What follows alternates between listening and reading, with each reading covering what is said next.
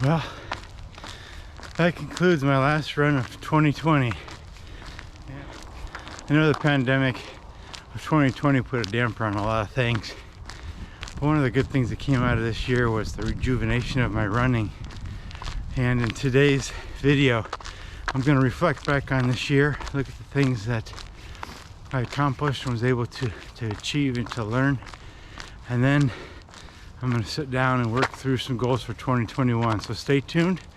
We'll go through that together. And I think there's even a race or two in there I'm pretty excited about talking about. So let's get to it.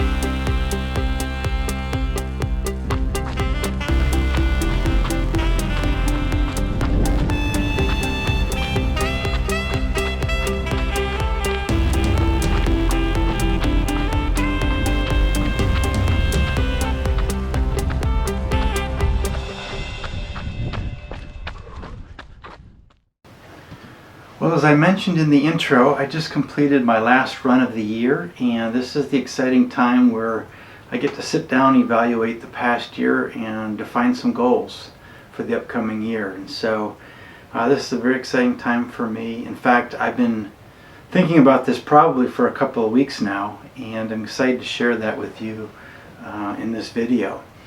So goals in many ways help us because they give us something to shoot for. They call us higher, they raise the bar for where we currently are. Sometimes they just serve as pure motivation to get off the couch, stop procrastinating, and finally go and do something that it is that we want to do. Maybe it's to finally run a race, or to finally do that long run, or the longest run that we've ever done. Maybe it's just to get started running, or to run our first 10K. Whatever it might be, I hope that some of the things I share here with you today will really help you to define some goals that will motivate you and encourage you to have one of your best years ever in your running. So with that said, I'm going to change cameras here, and we'll take a look at this past year and get to it. All right. Okay, we're looking here at my training log, and I'm going to do a future video that will cover various ways to track your mileage or other metrics towards the goals that you define in this process. And so anytime I sit down to define goals for myself, in particular here for running, I like to just really get an assessment of where am I currently at, where's my fitness level, how's my training going, so that I'm setting realistic goals going into the new year, and any training plans that I might start developing, which I've already begun doing, they're based in where my current fitness level is, and they build appropriately. But the other advantage of this, it also gives me an idea, what have I accomplished over the past year? How is that significant or not? And how does that inform my decisions for the upcoming year? And just to point out a few things here, essentially I've got my daily mileage that I've indicated here. I've got some color coding in here that I'll explain a little bit. Essentially the yellow highlights here are really times where I was sick or injured and unable to run after the many years of running, and that tends to happen. It seems more frequently than I'd like, but I'll talk about that as how that fits into my goals. You'll notice some dark blue colored cells down here as well, and these are actually controlled checkpoints at the end of each month, where I'm going to the track and I'm running for an hour, and I'm tracking how far I run in that hour within a certain heart rate range, and that really fits into the type of a training approach that I'm currently using, which will also be the subject of a future video. And then you'll notice this green band right here. That is essentially what I do within my training log to identify races that I'm running, so I kind of see where they are as this thing begins to fill up. And then lastly, you'll notice out here just this blue background, and that really is a format that I use for training plans that I develop for upcoming races, which I'll do a future video in my plans for one of the races that I'm planning for next year as well, which I will talk about later on in this video. But mainly what I want to do here, first thing I want to do is get an idea of how much did I run this past year. And you'll notice here that I've got monthly totals, and then I've got an accumulative on this row right here, kind of a cumulative year-to-date mileage. And you'll see right here that I actually ran 1,001 mile in 2020. One of the other things that I'd like to look at too for me is how many times did I run 100 miles or more in a given month. And if you look here in 2020, I've got 1, 2, 3, almost 4, but 4 here. This is significant for me, especially when I'm trying to train for a marathon, or this past year I actually ran my first ultra marathon. And when I'm training for a race of that distance, typically I like to see at least 100 miles a month. It's kind of for me, the volume that fits into my schedule, fits into my lifestyle, fits into my priorities. And it's just one way that I like to measure how my training is going. The other thing I like to do when I'm training for a marathon or something longer is I like to look at how many weeks that I actually run 40 miles or more. Now, some of you more experienced runners out there may think 40 miles a week for training for a marathon or an ultramarathon doesn't seem like a lot. I think, relatively speaking, I tend to do fairly low mileage for those types of races over my years. But I've seen people run the same or slightly less. And I've seen people, run anywhere from over 100 miles a week. Certainly the elites tend to train with that many miles, but I'm not an elite runner. One of the things when you're evaluating your goals and looking at your mileage, whether you're developing a training plan or even setting goals, is you got to figure out what fits within your lifestyle, what fits in your availability, what fits into your current level of fitness. And generally speaking, the past decade, as you may know, I've been running for over 35 years now. I'm in my 4th decade of running. And to be honest, the last decade has been a challenge. The body is getting worn down. My consistency hasn't been anywhere near where I would have liked to seen it or where it was when I was in my 20s and 30s and cranking out more miles with consistency and running lots of marathons. So it has been a challenge. But one of the exciting things about this past year is that I learned about the Maffetone program, or MAF training as it is referred to, maximize aerobic function, where you're using a heart rate monitor and you're really disciplining yourself to train at a much slower pace, or a much lower effort than one typically does going out there and just pounding the pavement. And, the significant thing for me is that has really rejuvenated my running. And I have been able to ramp up my mileage. I've been able to do a lot of things, including running my first ultramarathon in a fairly short period of time, which is very significant to me and will factor into my plans for this upcoming year. But that certainly is the main reason I was able to get to 1,000 miles. And, if you look at this over the first, say, 6 months of the year, I only ran 300 miles, which is pretty much on par for where the past few years have been due to injury or just lack of motivation, what have you. But learning how to do this, you can see that my consistency, the number of times I'm running per week, the type of mileage I'm running, in the last 6 months of the year, I was able to run 700 miles and reach something that I haven't reached in a long time. And the good news is I think that's going to carry over into next year, and so that will certainly factor into some of my goals. One of the other things that I mentioned is I actually ran my first ultramarathon, which was a bucket list item for me, something that I've always wanted to do, and I was able to finally do that. With the pandemic, unfortunately, I wasn't able to run an official event. Most of these ultramarathons that I were looking at were trail races, and trail races themselves are fairly less fanfare, if you will, than, say, a road marathon where you have people lining the streets and cheering you on. So pretty low key, but there is still coordination and effort that the race directors and the volunteers put in to put on a race such as that. But given the pandemic, none of those races really occurred this year.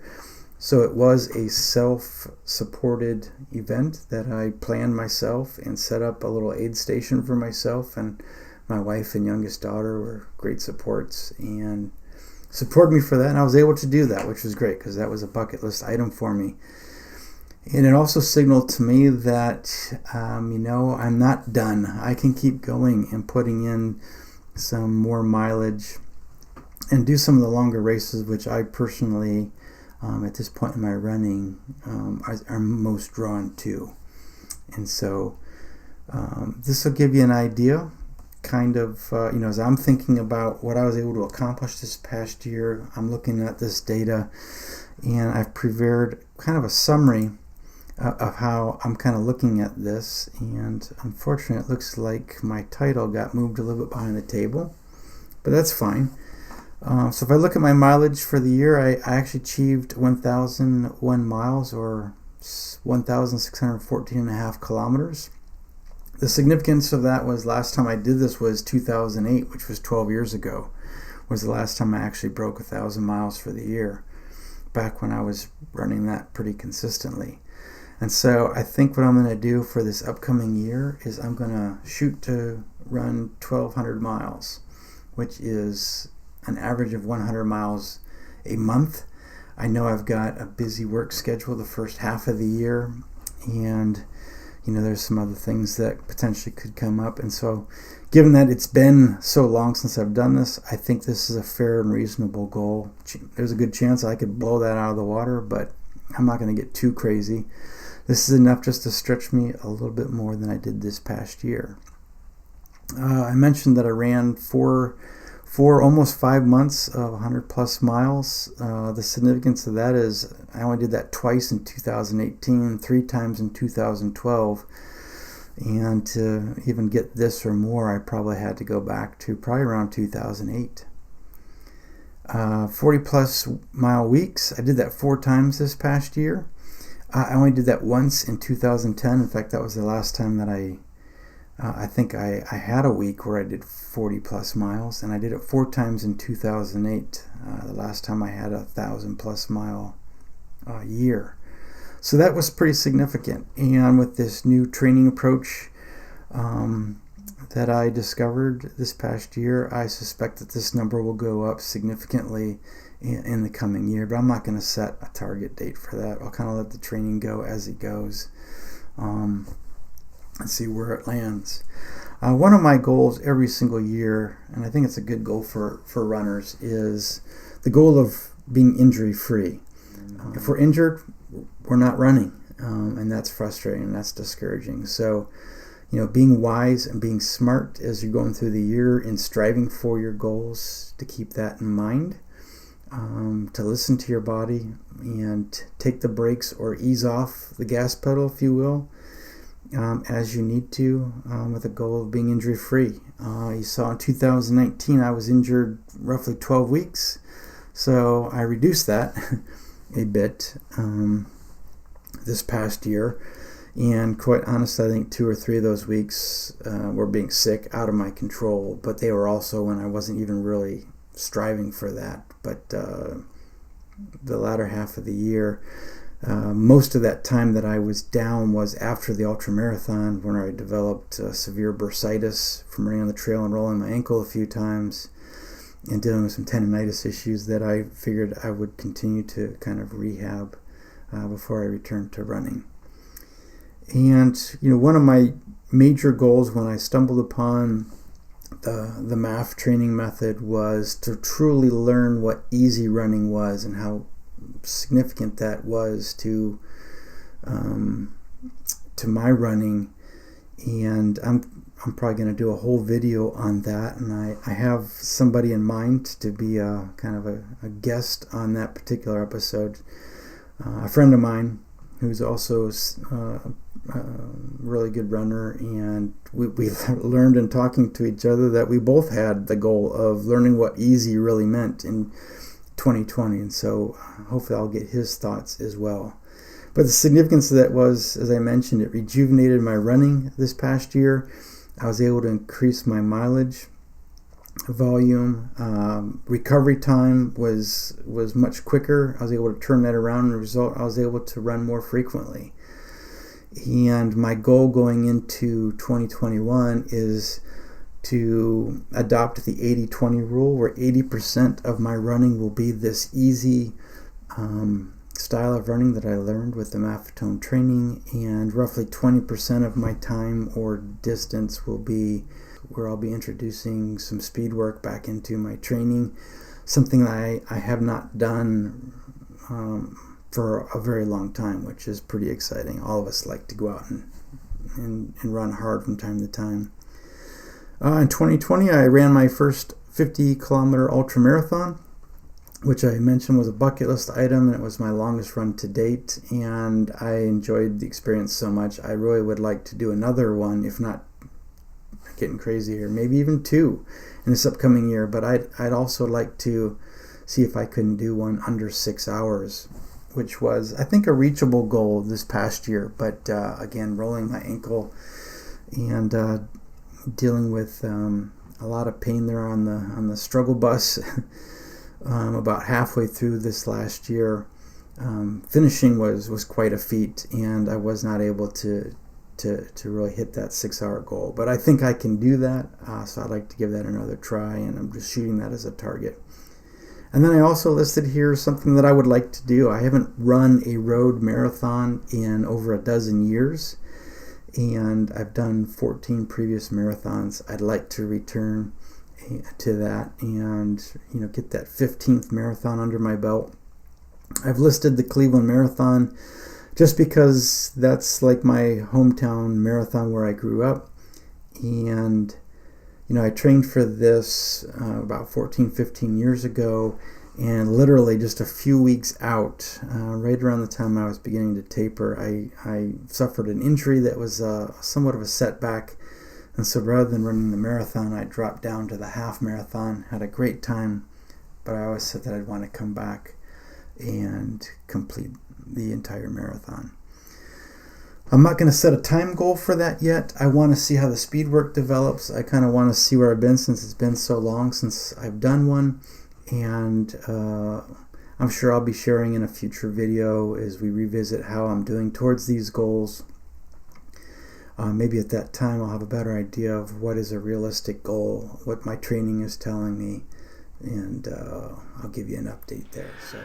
Well, I really hope that you found that helpful. Perhaps you got some new ideas to help you in defining your goals, and ultimately I hope that you found some motivation. That's my goal here at Keep Running, is to provide for you insights, training ideas, as well as motivation to keep you running and enjoying this sport that we all love very much. I hope that you have a very productive running year in front of you, and you can participate by sharing a comment below and sharing with me what some of your goals are for the upcoming year. And if you really like this video, please consider liking it, and if you liked the content and you'd like some more, please subscribe to the channel. And if you are a person who likes to receive notifications when new videos are posted, go ahead and ring the bell, and those notifications will show up in your inbox. But with that said, again, I appreciate you tuning in, and until next time, stay safe and keep running.